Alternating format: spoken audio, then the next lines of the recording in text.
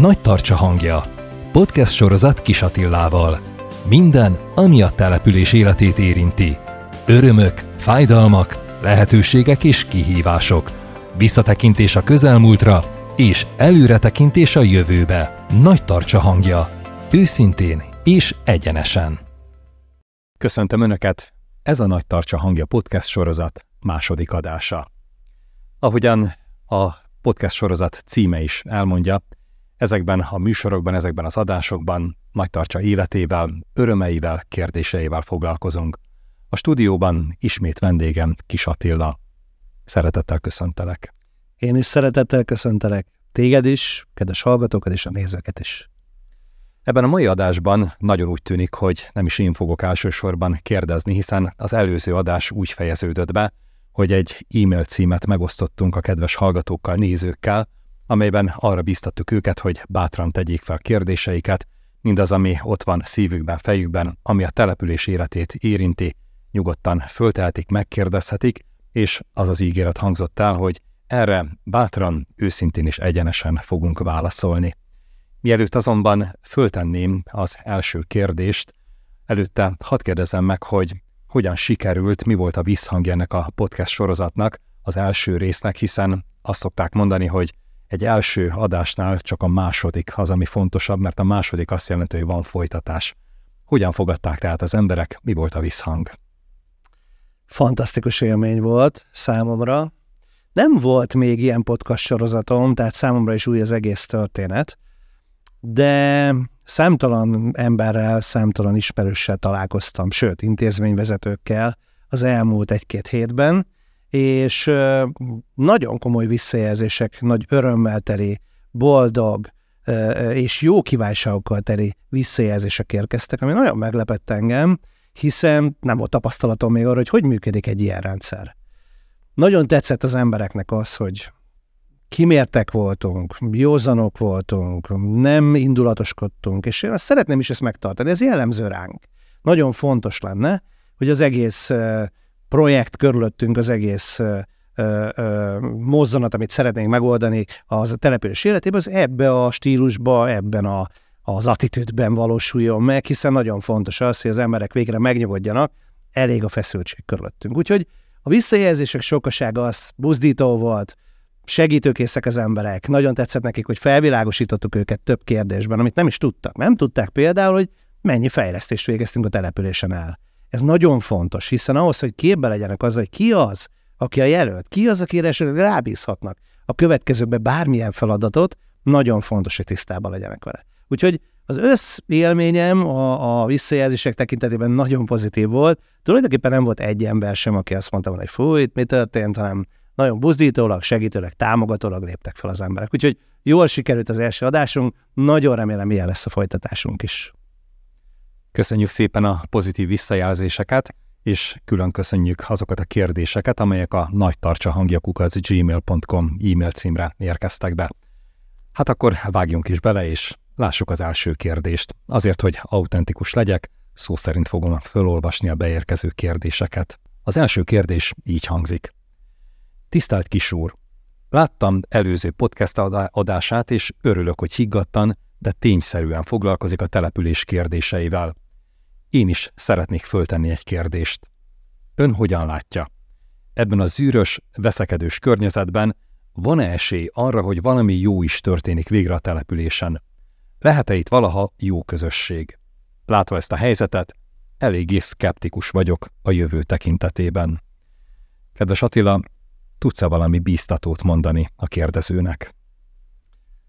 Abszolút. Én azt remélem, hogy ez a következő időszak is, és talán az egész év, sőt a következő évek szólhatnak Nagytarcsának egy sokkal szebb, kellemesebb jövőjéről, mint amit eddig láttunk, vagy tapasztalunk az elmúlt idő tekintetében. Egy biztos, az emberek reménykednek, és keresik a jót, keresik a normalitást, és mi szeretnénk ezt megjeleníteni.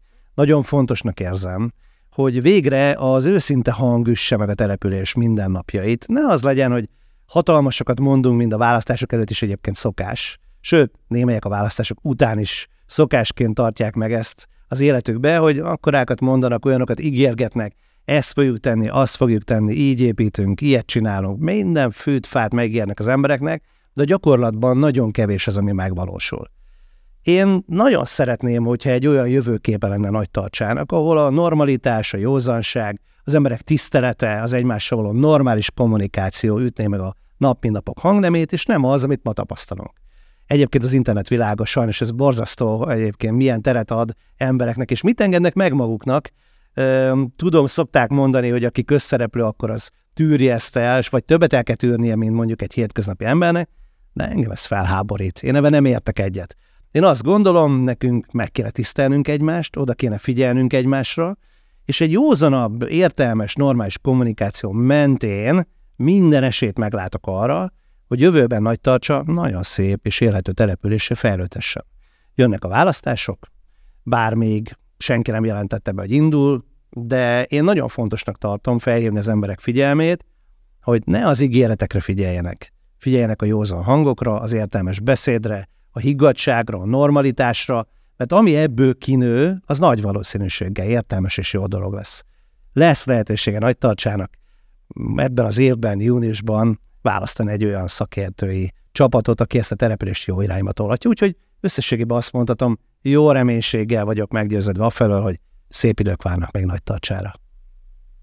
Megvalom őszintén, hogy nekem is öröm volt hallani most ezeket a pozitív gondolatokat, és azt gondolom, hogy mindenféleképpen a legeslegjobb irányba akkor tud haladni a település, hogyha valóban egy integráló személyiség összefogva azokat az erőket és azokat a potenciálokat, amelyek egyébként ott vannak Nagytarcsában, mégpedig számos értékkel rendelkezik a település, hogyha ezeket egy vitorlába befogva, egy irányba és jó széllel haladhat előre a település élete.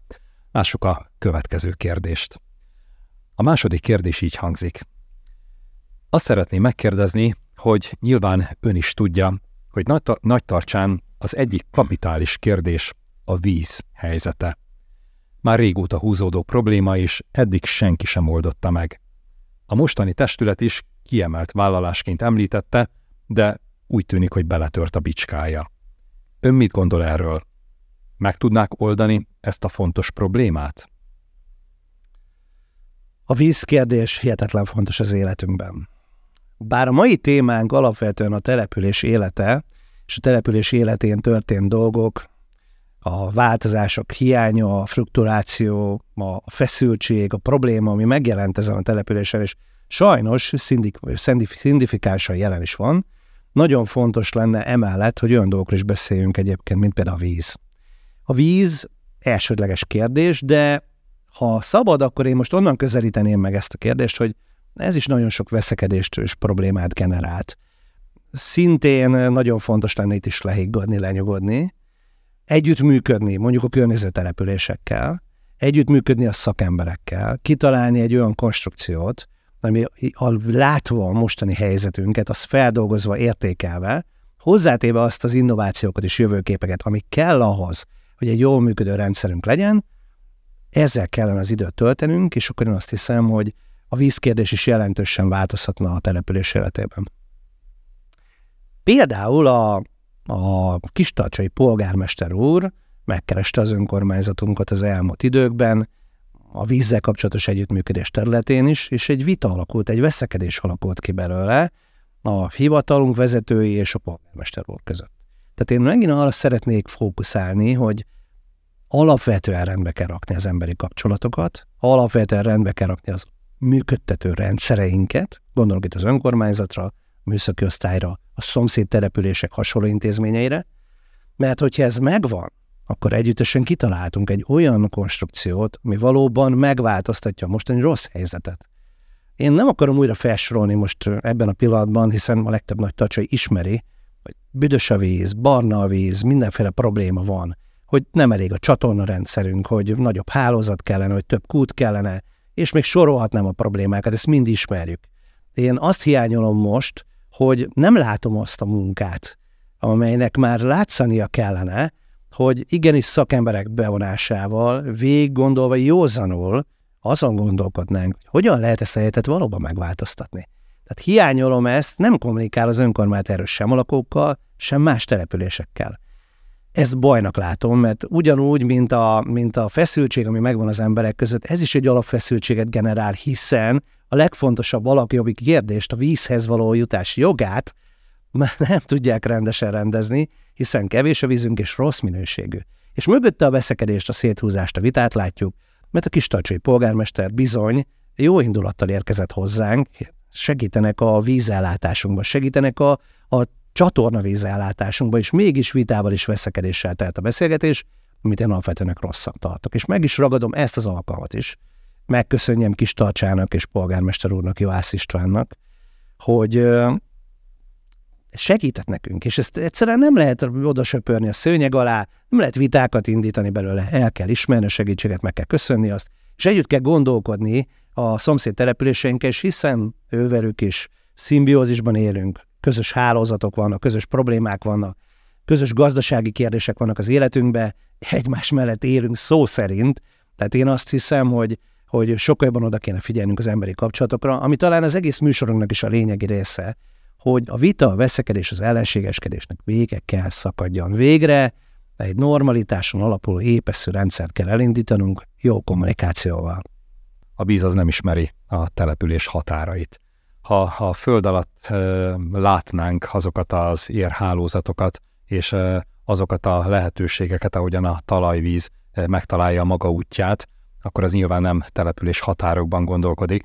Tehát ez valóban egy olyan kérdés, amit egyedül egy-egy település elszigetelten megoldani nem fog. Éppen ezért nagyon fontos, hogy közös együttgondolkodás, sőt, azt kell, hogy mondjam, hogy közös cselekvés és valószínűleg közös projektek során valósuljon meg ennek a kérdésnek a rendezése, a tisztázása. Talán még, ha lehet, annyit hozzáfűznék, hogy én nem szeretném ilyen egyszerűen lezárni ezt a vízkérdést, ebben külön műsorban szeretnénk foglalkozni, mert nagyon súlyos problémát jelent. És mi látjuk a megoldásokat, rengeteg szakemberrel egyeztettünk, tehát nekünk megvannak a koncepcióink arra, hogy mit hogyan kellene tenni.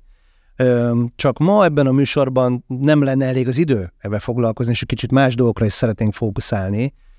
A rendre, a fegyelemre, az együttműködésre, az épeszű gondolatokra szeretném ma fókuszálni inkább, és szeretnék egy külön műsorban foglalkoznánk ebben a kérdéssel, hiszen nagyon, nagyon komoly probléma.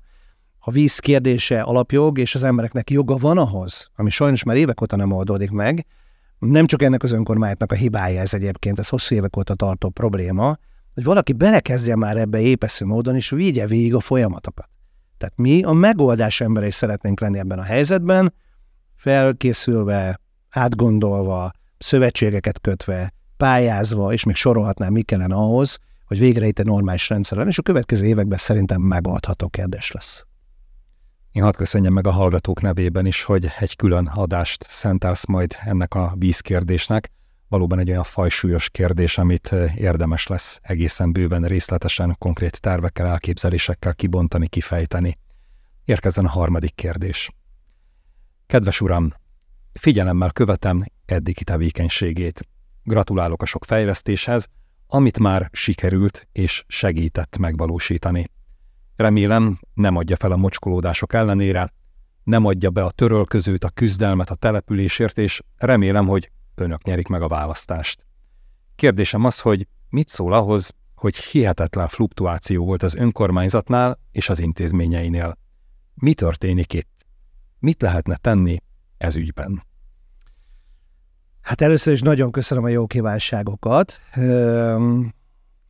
A választás megnyerése még arrébb van, és még hivatalosan ugye nem is indultunk el. Egyelőre magánemberként fogalmazzuk meg a véleményünket, ezt szeretném hangsúlyozni. Másrészt az a stílus, amit egy pár mondatban már előzőkben is említettem, amit ma az emberek megengednek maguknak, az tényleg kritikán aluli, hogy beszélnek egymással, és milyen megállapítások vannak. Én az elmúlt időkben hallottam olyanokat, hogy hányások van tőle, ilyen mocskos, olyan mocskos, mikor egy állításomat elmondtam. Nagyon érdekelne, hogy miért nem inkább avval töltötte az időt a kedves hallgató, vagy kedves lakótársam, hogy utána nézett volna, hogy igaz, amit mondok. Mert ha megnézte volna, akkor lehet, hogy rájön arra, hogy bizony igaz, és ha mindenáron már így ennyire a konfliktus helyzetet kereste, akkor számára is jó lett volna, ha kiderül, hogy igaz vagy nem igaz, mert ha nem igaz, akkor engem nagyon kellemetlen helyzetbe hozhatott volna.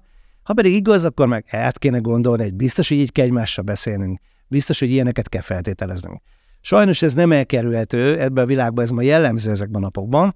Mi azért ennek ellenére törekedni akarunk a normalitásra, természetesen nem vesszük fel ezt a kesztyűt, ezt a stílust nem engedjük meg magunknak, mert nem ez az út. Meg vagyok győződve arról, hogy nekünk egymással tisztelet alapon kell beszélni. És hát a kérdésnek a második fele, az egyik legfontosabb kérdésnek látom azt, hogy a településen rendeződjenek a viszonyok, emberek közötti viszonyok alapvetően. Nem csak az új önkormányzat, nem csak az új polgármester és nem csak az új testület hozta ezt a problémát, sajnos már évek óta érzékelhető, hogy az emberek indulatosan feszültség alapon beszélnek és viselkednek egymással, ami megoldja a békességes kapcsolatokat, és megoldja a hatékony munkát is. Tehát meg vagyok arról győződve, hogy bármi történni fog a településennek, az alapja az, hogy az emberi kapcsolatokat, a hétköznapi élet kommunikációját vissza kell hozni a normális szintre. Egyszerűen nem lehet beszélnünk egymással úgy, mint amit ma látunk és ami történik. Én egyébként alapvetően azt gondolom, hogy ezt az önkormányzatba kell kezdeni az önkormányzati dolgozókkal, és a fluktuációnak az alapjának érzem azt, hogy azok az emberek, akik ott dolgoztak, tele voltak feszültséggel, tele voltak problémával, tele voltak meg nem értéssel, és tele voltak kapkodással, amit generált ez az új testület és ez a polgármester úr. Nagyon-nagyon-nagyon föltették az i-betűre a pontot ebben a témában sajnos, annyira, hogy azt eredményezte, hogy soha nem látott módon az önkormány dolgozóinak 70%-a elhagyta a településünket. Ezt lehet magyarázni jobbra-balra, keresni mindenféle kiffogásokat, mindenféle magyarázatokat rá. De én alapvetően halva ezektől az emberektől is egy-egy véleményt, ami alapján döntöttek, hogy elmennek, engem megdöbbent, hogy milyen stílusban beszéltek bent velük, mondjuk a polgármester úr, vagy akár a testületnek bármely másik tagja. Hogy mit engedtek meg maguknak. Ráadásul azt a fejetlenséget, amit egyes képviselők generáltak az önkormányzat életében, az egyszerűen kritikán aluli. Az, hogy berohangálnak a hivatal dolgozóihoz, és újabb ötleteiket próbálják érvényesíteni. Ez lehetetlen, ez így nem működhet. Ennek van egy rendes működési rendje ennek az önkormányzatnak. Van neki egy vezetője, úgy hívják, hogy jegyző. A jegyző az, aki irányítja jogilag az önkormányzatot, és mondjuk azokat a döntéseket, amit a képviselőtestület meghoz, azt érvényesíti, azt véghez viszi ő és a polgármester. Tehát nem kell berohangálni, nem kell zaklatni ezeket az embereket. Nem kell olyan terheket a nyakukba tenni, amit utána nem tudnak feldolgozni, és nem tudnak elhordozni. Majd azt kérjük tőlük, hogy legyen egy olyan ügyfélszolgálatunk, úgy beszéljenek a lakosokkal, úgy végezzék el az ő problémáiknak a megoldását, hogy az minőségi legyen, de nem tudják, hiszen már úgy meg vannak terhelve a vitákkal, a belső problémákkal, feszültségekkel, hogy amikor egy lakos bejön, akkor ezt rájuk öntik. Sajnos ezért elvesztettünk nagyon komoly szakembereket. Az elmúlt időszakban a településnek az életét, akik irányították az önkormányzatba, az adóosztályon is egy-két olyan szakember, akik régi és komoly szakembereink voltak, elhagytak minket. Én ezt nagyon rossz dolognak tartom, nagyon rossz hírként éltem meg, hiszen ezek az emberek már ismerték a működési rendszerünket, ismerték a struktúrákat, a szokásokat, a lehetőségeket, ismerték az adózó partnereket, minden olyan helyzetet ismertek, ami alapján jól működhetett a rendszerünk. Én kicsit aggódok most afelől, hogy ugyan több új embert is próbál felvenni az önkormányzatunk, és próbálja betölteni ezeket a hiányosságokat, de én azt látom, hogy ez nem megy olyan gyorsan és olyan egyszerűen, hiszen akik újak jönnek, azoknak is meg kell tanulnia a helyi rendszereket, a működéseket, az embereket, az adóhelyzeteket, a szituációkat. Fel kell dolgozniuk, utána tudnak hatékonyak lenni. Közben pedig el kell látniuk egy bizonyos ügyfélszolgálati, ügyfélkapcsolati munkát, és ami egyszerűen azt gondolom, hogy nagyon nehéz. Ez kihat az intézményeinkre is egyébként. Meg vannak terhelve az intézményeink vezetőik, hiszen naponta sokszor 3 egymást ellentétes információt kapnak, hogy mit kéne tenniük, vagy hogyan kéne cselekedniük. Tehát én nagyon-nagyon fontosként emelném ki. Az első és legfontosabb a településünk életébe, hogy egy nyugodt, átlátható, világos működési rend alapján működő és működtetett önkormányzatunk legyen. Olyan dolgozókkal, akik azt gondolják, hogy itt meg vannak tisztelve, meg vannak becsülve, és egyébként világos, átlátható rendszerben dolgozhatnak. Na ezután elvárhatjuk tőlük azt, hogy a kiszolgálás a lakosságnak tökéletes legyen. És ha itt utolsó mondatként megemlíthetném, én nagyon fontosnak tartom, itt el vannak emberek tévedve. Minket a lakosság azzal bízott meg, minden vezetőt, aki ott van ma, hogy szolgálják őket, hogy intézzék a lakosság ügyeit. Nem azért vannak megválasztva, hogy ráüljenek és rátelepedjenek a település életére, és mint kis király viselkedjenek, hanem azért vannak megválasztva, hogy szolgálják a lakosságot, hogy elintézzék a problémáikat, hogy megoldják mondjuk a vízügyüket, hogy a bent lévő dolgozók a hétköznapi ügyeket rendezzék. Ez lenne a dolgunk. De ma nem működik jól a rendszerünk, hiszen maga a belső struktúra, annak a működtetése tele van hibákkal és feszültséggel. Na, ez a legfontosabb kérdések között van, amit első helyen rendezni kell. Utána várhatjuk azt, hogy a településünk élete jobb irányba fog elmenni. Lehetetlen, hogy mindenkinek azonos véleménye legyen, és azt gondolom, hogy az minimum gyanús lenne, hogyha mindenki mindig ugyanazt mondaná mindenről, hiszen az egészséges vita, hogyha vannak más nézőpontok, azok nem csak színesíthetik, de akár pontosíthatják is az elképzeléseket, és mindenféleképpen előre vihetik az ügyeket. Ehhez viszont valóban az kell, hogy őszintén, nyíltan, hogy higgadt módon egymást tiszteletben tartva tudják ezeket a különböző nézőpontokat elmondani, megvitatni az emberek. Van még egy kérdésünk, ami kapcsolódik az előzőekhez, és a következőképpen hangzik. Engem az érdekelne, hogy miért nem kérdezi már meg valaki, hogy hogyan merik a pénzünket a saját peres ügyeikre, vitáikra költeni. Kíváncsi lennék arra is, hogy az állítólagos szekrényből kieső csontvázak miatt indított perekben, amire sok milliót vagy talán 10 milliókat elköltöttek, mit sikerült eddig eredményként felmutatni? Nos, ha szabad válaszolnom erre a kérdésre, a mai témánknak megfelelően inkább arra fókuszálnék, hogy ugye a pénzügyi részekkel kapcsolatos véleményünket, azt még most is vizsgáljuk folyamatosan, és erre is egy külön adást fogunk szentelni a közeljövőben, hogy milyen pénzügyi döntések születtek, mennyire voltak azok megalapozva, mennyire jó döntések voltak a település életében, ezzel foglalkozni kell. Ez egy nagyon kapitális kérdés szintén. A víz után egy nagyon komoly kérdésünk, hogyan gazdálkodunk. Tehát erre egy adást fogunk szentelni, de most ebből a kérdésből is arra világítanék rá, hogy miért is költik ezt a pénzt el? A feszültségek, a viták, a problémák generálása. Én itt szeretném megemlíteni, hogy én nekem nonsens, és tényleg érdekelne pontosan, hogy hány millió, vagy hány 10 millió volt, amit a kedves ügyfél is, vagy kedves lakos is megkérdezett tőlünk, amit elköltöttek például azokra a peres ügyekre, hogy bereljék az előző polgármestert, meg én nem tudom még kicsodát. Tehát hihetetlennek tartom, hogy ez a testület megint egy szereptévesztésben van. Ugyanis teljes mértékben meg vagyok arról győződve, hogy nem rendőröket választottunk a településre, hanem önkormányzati képviselőket, akiknek a feladata az lenne, hogy a települést a lehető legjobb módon fejlesszék. Gondoskodjanak a működéséről, minden olyan kérdésről, ami kell ahhoz, hogy az emberek a hétköznapokat nyugalomba és békességbe élessék. Nekik nem az a dolguk, hogy emberek után nyomazzanak. Teljesen természetesnek tartom, ha az ügyintézések és a napi folyamatok közben olyan szabálysértéseket látnak, olyan bűncselekményre utaló dolgokat találnak, amiben el kell járni, ha el kell járni. Ez nem kérdés. Azt át kell adni a hatóságoknak, és majd azok vizsgálják az ügyet. De nem nyomozókat választottunk, hanem egy képviselőtestületet. És én nekem ez egy szereptévesztésként tűnik föl, mert ma is azzal foglalkoznak, hogy mit lehet, hogy lehet lecsukadni az előző polgármestert, és nézzük meg, hogy mit csinált a vagyonkezelni az Ősz Gyula még, hát ha még találunk hibákat, és még sorolhatnám azokat az embereket, aki ellen megy a vadászat. Ez egyébként kárára van a napi kommunikációnak, a napi munkának, az emberi kapcsolatoknak, és kárára van a fejlesztéseknek. Mert ha ebben töltik az idejüket, akkor nem a település fejlesztésével töltik az idejüket, ami egyszerűen kikérek magamnak, hiszen egy település vezetése elsősorban azért van, hogy fejlessze a települést, gondoskodjon róla, és a lehető legjobb dolgok történjenek. Tehát erre a kérdésre azt mondanám a kedves kérdezőnek, hogy én azért vagyok szomorú, mert másfél év után, a választások után még mindig azt hallom, hogy milyen csontvázak, meg micsoda hibák, meg mit kéne megvizsgálnunk, holott én terveket szeretnék ma már látni. Elképzeléseket szeretnék hallani. Hogyan fogunk fejleszteni? Milyen jövőképünk van? Milyen fejlesztési tervet fogunk elkészíteni, aminek nagyon fontos mérföldkövei kellene, hogy legyen? Hogy valósítjuk ezt meg? Kit kérünk erre szövetségesnek? Hogyan fogjuk az egészet megoldani? Én erre volnék kíváncsi, mint településnek egy lakosa. Nagyon érdekelne, mit gondol erről a testület, mit gondol erről a polgármester úr. De erre egy hangot nem hallunk, hanem inkább ezek az állandó viták és feszültségek, ami a mai témánk is, hogy miért van ez az állandó cirkusz és vita, ez a zűr.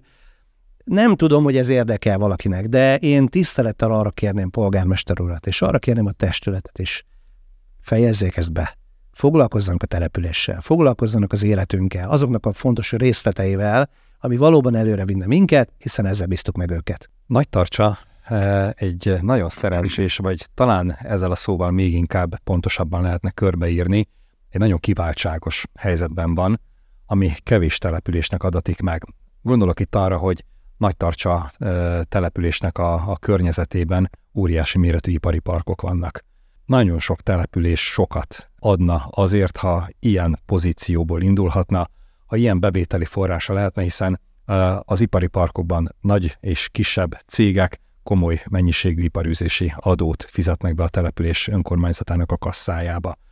Ehhez képest, hogyha Nagytarcsán jár valaki, és én nem is olyan régen voltam Nagytarcsán, akkor egy picit az a diszonáns érzés keríti az embert hatalmába, hogy minthogyha a térségnek, a régiónak a betege lenne Nagytarcsa, mert az agglomeráció többi települése, még azok is, amelyek korán sem rendelkeznek ilyen kiváltságos lehetőségekkel, az mögöttünk lévő időszakban, 10-15 évben sokkal inkább fejlődtek, sokkal inkább előre haladtak. Hadd mondjam így, hogy látszik a településen, hogy élet van, és jó irányba ható, és jó irányba munkálkodó vezetés van. Ha nem a település életére, és nem a fejlesztésre folytak el ezek a pénzek, akkor vajon mi lehet a sorsa annak a bevételi összegnek, amely egyébként az ipari parkok bevételéből mégiscsak ott van az önkormányzat számláin? Nos, ez is egy nagyon fontos kérdés, és a mai témánkhoz abszolút kapcsolódik is, hiszen az ipari park és környezete az a mostani vezetés által is nagyon erősen úgy volt képviselve, hogy mint valami teher lenne az életünkön, mint valami ördögtől való dolog. De meg kell értenünk, az ipari park itt van. Az ipari park az életünk része, erről már beszéltünk a múltkori adásban is, hihetetlen fontosnak tartom a szerepüket és a létüket, hiszen az ipari park nélkül képtelenek volnánk a települést fejleszteni, hiszen nem lenne elég forrásunk. Az a pár élelmiszerbolt vagy gazdabolt, amely a településen egyébként működik, nem tudna ennyi adóbevételt képezni, amiből fejleszthetnénk, amiből új óvodát építhetnénk, amiből bölcsőt építhetnénk, amiből az útjainkat megépíthetnénk. Nem lenne rá pénzünk. Az, hogy mégis van, az alapvetően megköszönhetjük, hogy az ipari park által generált adóbevételek több mint 2 milliárd forint.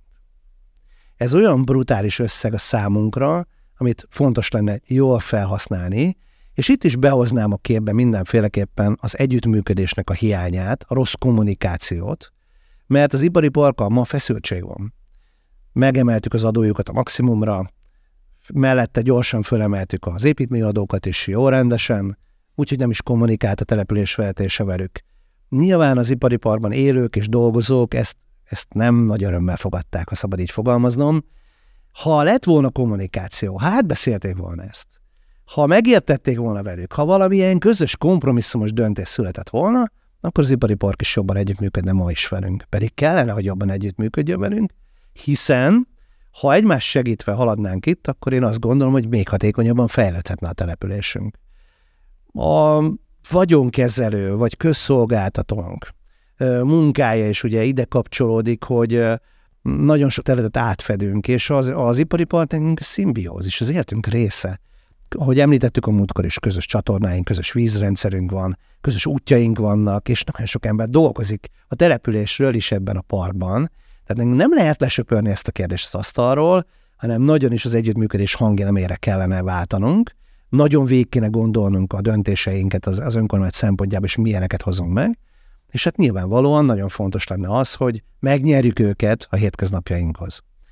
Említettem a vagyonkezelőt is egyébként, amely szintén egy feszültségpont volt, és ebben is majd talán egy kicsit több időt töltünk, mert a vagyonkezelő vagy közszolgáltatónk, ha szabad így fogalmazni, nagyon fontos szerepet tölt be az életünkben, mint intézményünk, és az ott dolgozók és az ott folyó munka az ugye az a nap mint nap munkát, a napi életét a településnek befolyásolja. Én emlékszem arra a konfliktusra, amit pont ez a testület gerjesztett az előző vagyonkezelővel, annak a vezetőjével, még peres ügyek is lettek belőle, és ha jól emlékszem, 80 milliós éves működése volt, amit körülbelül 100 millióra szeretett volna vagyonkezelő vezetője fölemelni a megnövekedett feladatokkal, és óriási cirkusz és veszekedés lett belőle, mondom még peres ügyek is. Ehhez képest ma több 100 millió forintot utalunk át vagyonkezelőnkre. Érdekelne, hogy miért, vagy mire használjuk fel ezeket a pénzeket. Megnövekedett a településünk, több lett az intézményünk, nagyobb apparátus működik? Vagy mi ennek az oka? Ha ránézünk a problémára, világosan látjuk egyébként, hogy több dolgozó van ma már, mint amit kritizáltak annak idején. Az irodában 6-7 ember dolgozik, holott régen 2 dolgozott. Nem hogy mi történt. És ezen alakult ki egy vita. És ez a vita megint rányomta a településre a bélyegét, szintén feszültséget gerjesztett és problémát, ami egyszerűen azt gondolom, hogy mind-mind oda vezet. Ami az egész napi üzenetünk. Hogy veszekedéssel, békétlenséggel, haraggal, bosszúállással vezetni egy települést, vagy működtetni nem lehet. Én azt a jövőképet vizionálom magunk előtt, hogy rendeznünk kell egymással ezeket a dolgokat, épeszű módon kell beszélnünk, gondolkodnunk, cselekednünk, és akkor van remény arra, hogy a következő években egy nagyszerű nagy tartsánk lesz. És fel is hívom az emberek figyelmét, hogy legyenek józanok, ne higgyenek el mindent. Vizsgálják meg a dolgokat, nézzenek utána, gondolkodjanak rajta, ne hagyják magukat becsapni mindenféle buta beszédekkel, csak azért, mert minden csatornából egyfajta vélemény folyik ki, nem jelenti, hogy az igaz. Vegyék a fáradtságot, nagytartsai emberek, kedves lakótársaim, és nézzünk utána ezeknek a kérdéseknek együtt. Én ezt teszem, és az egész műsor arról szól, hogy próbálok a józanság irányába elmenni, és felébreszteni a nagytartsaiakat, hogy nekünk kötelességünk meggyőződni arról, hogy igazat mondanak-e nekünk. És kötelességünk elvinni a településünk életét és a saját életünket abba az irányba, hogy az a normalitáson működjön. Úgyhogy, ha üzelhetek ma valamit nagytartsának, akkor azt üzenem, kedves nagytartsaiak. Együtt küzdjünk azért, hogy egy békességes, gyümölcsöző, normalitáson alapuló, jó kommunikáción, tiszteleten alapuló, következő, izgalmas, harcos, de győztes időszak várjon ránk, és ehhez sok sikert kívánok magunknak már most előre. Azt gondolom, hogy ez egy tökéletes végszó is egyben. Hadd köszönjem meg, hogy itt voltál ismét a stúdióban, és hadd biztassuk arra a kedves hallgatókat, hogy ugyanígy, ahogyan eddigi kérdések is beérkeztek, bátran folytassák a kérdésfelvetéseket, és írjanak nekünk a nagytartsahangja@gmail.com e-mail címre. A kedves nézőket pedig bíztatjuk arra, hogy lájkolják, illetve folyamatosan tájékozódjanak Kiss Attila hivatalos Facebook oldalán is, hiszen ezen az oldalon a megjelenő podcast adások között is friss információkhoz, új hírekhez és fontos eseményekről való értesülésekhez, információkhoz juthatnak. 2 hét múlva újabb adással jelentkezünk. Nagy Tartsa Hangja podcast sorozat Kiss Attilával. Köszönöm szépen. Én is köszönöm szépen. Nagy Tartsa Hangja podcast sorozat Kiss Attilával. Minden, ami a település életét érinti. Örömök, fájdalmak, lehetőségek és kihívások. Visszatekintés a közelmúltra és előretekintés a jövőbe. Nagy Tartsa Hangja. Őszintén és egyenesen.